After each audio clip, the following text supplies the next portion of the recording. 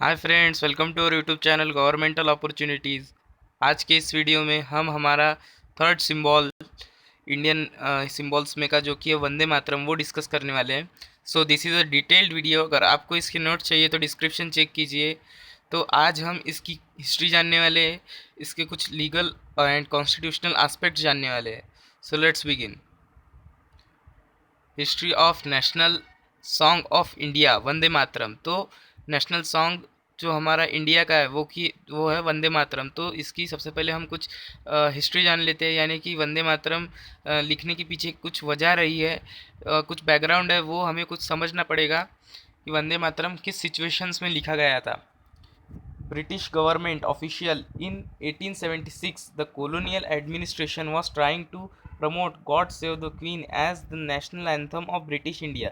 तो British government जो थी वो 1876 के टाइम पर ब्रिटिश इंडिया में गॉड सेव द क्वीन जो कि उनका सॉन्ग था उसे ब्रिटिश इंडिया का नेशनल एंथम घोषित करने के इसमें थी, तो घोषित करने के फिरात में थी। तो but Indian nationalist were against such move. तो इंडियन नेशनलिस्ट इसके अगेंस्ट में थे कि आप बाहर विदेश से आए हो और हमारी नेशनल एंथम आप कैसे रख सकते हो, तो हम हमारा नेशनल एंथम खुद लिखेंगे, ऐसा नेशनलिस्ट का कहना था।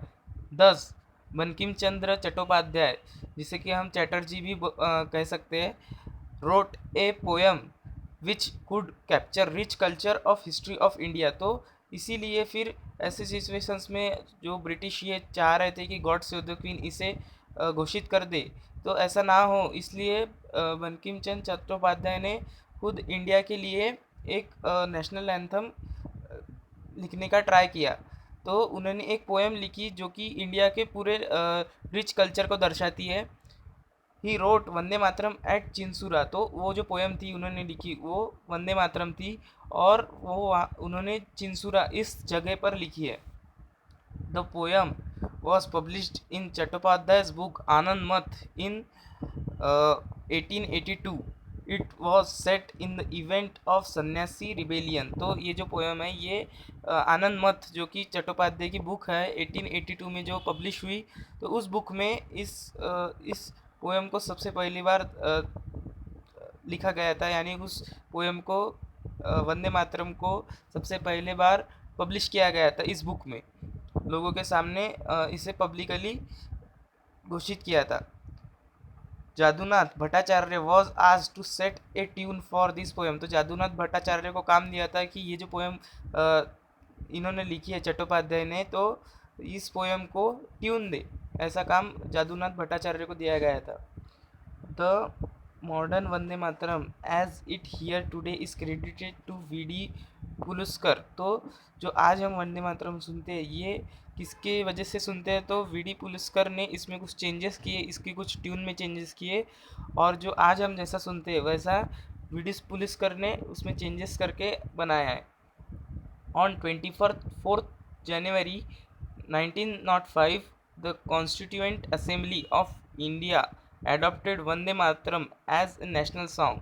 तो हमारी जो कॉन्स्टिट्यूएंट असेंबली थी उन्होंने 27 जनवरी 1905 को वंदे मातरम को हमारा नेशनल सॉन्ग घोषित कर दिया। देन इसके बारे में कुछ फैक्ट्स है वो भी समझ लेते हैं।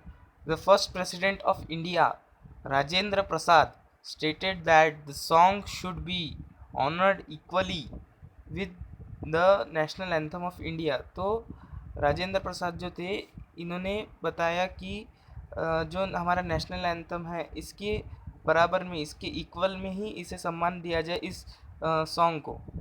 The first translation of Bankim Chandra Chattopadhyay novel Anand Math comprising the poem Vande Mataram into English was done by Narish Chandra Sengupta in 1906। तो 1906 में वंदे मातरम जिस बुक में लिखा गया है आनंद मठ में, उसका ट्रांसलेशन नरीश चंद्र सेनगुप्ता ने इंग्लिश में पहली बार किया था। 1896 session of the Indian National Congress is the first political event when the national song was sung by Rabindranath Tagore for first time. तो रविंद्रनाथ टैगोर ने पहली बार इस पोएम को 1896 के सेशन में, जो कि कांग्रेस का सेशन था, तो उस पॉलिटिकल इवेंट में पहली बार गाया गया था इस पोएम को। From Lahore Lala Lajpat Rai published a journal called Vande Mataram. और लाहौर से जो लाला लाजपत राय थे, इन्होंने एक जनरल लिखी थी, उसका नाम भी उन्होंने फिर वंदे मातरम रखा था। In 1965, Vande Mataram was recited in the first political film made by Hiralal Sen. तो हीरालाल सेन ने 1965 में वंदे मातरम ये उनकी फर्स्ट पॉलिटिकल फिल्म में गवाया था। देन तो ये जो आप राइट साइड लेफ्ट साइड में देख रहे हो, ये बंकिम चंद्र चट्टोपाध्याय की इमेज है, और जो आप राइट साइड में देख रहे हो, ये उनके द्वारा लिखी गई जो बुक है आनंद मत, इसकी इमेज है। So hope you enjoyed this lecture. अगर आपको लेक्चर पसंद आता है तो इसे लाइक करें, अपने दोस्तों के साथ शेयर करें और हमारे चैनल को सब्सक्राइब करें। Thanks for watching.